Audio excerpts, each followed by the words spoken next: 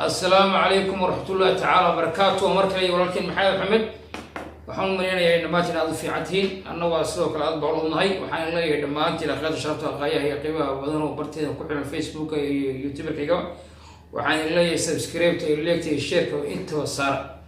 oo inay ugu roonaado oo si fiican u saar oo aan arko muuqaalkeeda bahal wicnaha moolka isticmaalaysaan gacanta ku haysan YouTube-ka ku jirtaan marka waxaan leeyahay subscribe iyo like iska saar subscribe aad baa u mahadsantihiin إن شاء الله ماتا waxaynu ku hayaa halkan qodobada xasaasiya wararkii maanta golaha baarlamaanka ee Jamhuuriyadda Federaalka ee Soomaaliya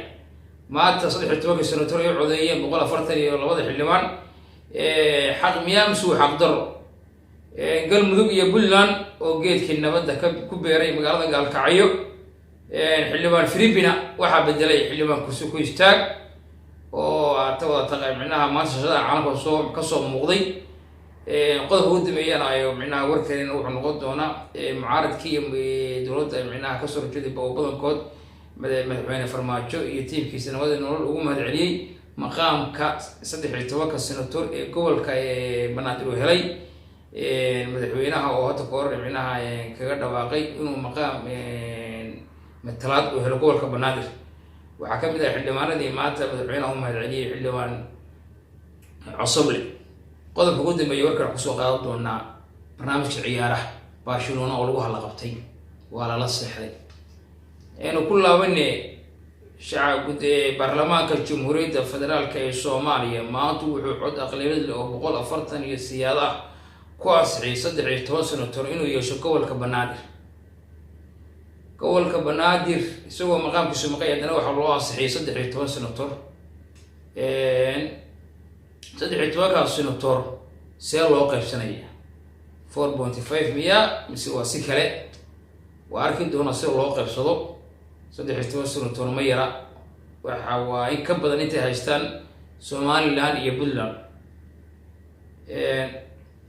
magaalada Gaalkacyo waxa maanta isku yimi labada hogaamiye ee labada maamul ee kala hogaamiya waa Siciidani iyo Qorqor Axmed Cabdi Kaariye Qorqor wada qadeen iyo shaqeyska bacdi magaalada Gaalkacyo dhexda lagu beeray geedkii nabadda insha Allah reer mudug gobolka mudug dhanka Puntland iyo dhanka galmudug waxaan u rajeynaynaa inay nabadda ilaaliyaan inay nabadda kaga dhaweeyaan hadda gobolku waa nabad inay geedka nabadda ilaashadaan inay nabadda ku faraadeegaan nabad baa naas la nugale xildhibaan Fribi beero naqaan xildhibaanki Fribi watay oo madaxweynaha maanta khubada jeedinay xildhibaanka Fribi la soo baxay Fribi ka dhaqsiinay sida ciyaalka waxa bedelay oo maanta shaqada caalamka la baxay xildhibaan ku istaag xildhibaan Fribi wuxuu ahaa sanad xildhibaan laga soo doorto Jubbaland maanta waxa bedelay oo booskii kala baxay xildhibaan ku istaag Cabdiyare oo sana laga soo doorto Puntland Jubbaland iyo Puntland waxay la soo shaqeeyeen laacibiin aan kala dhicin oo midba halka sii daray yahay xildhibaanadii badanaa mucaarad ku badnaa iyo shacabkii gobolka Banaadir maanta waxay aad ugu farxeen in 13 senator senator loo ansixiyo gobolka Banaadir waxa jiray xildhibaano iyo shacab far badan oo madaxda qaranka u mahadcelinaya aad buu mahadsan yihiin ragawaniga ee galkiisa qaato weeye aad u mahadsan yahay xildhibaan Cusable qodobka ugu dambeeyay ku soo qaadanayna waxay qodobkii ciyaaraha horyaalka Spain in caawad ka hadli doona ciyaar mar hore la ciyaaray kooxda Barcelona waxa lagu ku dhagtay kooxda Saltafiga oo la gashay 2-2 dhibic bay kala qaateen labada gool ee Barcelona waxa uu dhaliyay weeraryahanka afka hore uga ciyaaray reer Uruguay Luis Suarez halka Saltafiga ay labada gool kala dhaliyeen Simeone iyo ninka la yiraahdo Aspas marka ciyaarta ku soo dhamaatay 2-2 iyadoo ciyaaryahay Marina ciyaar u dhimantay insha Allah gelinta xilli ciyaari doonto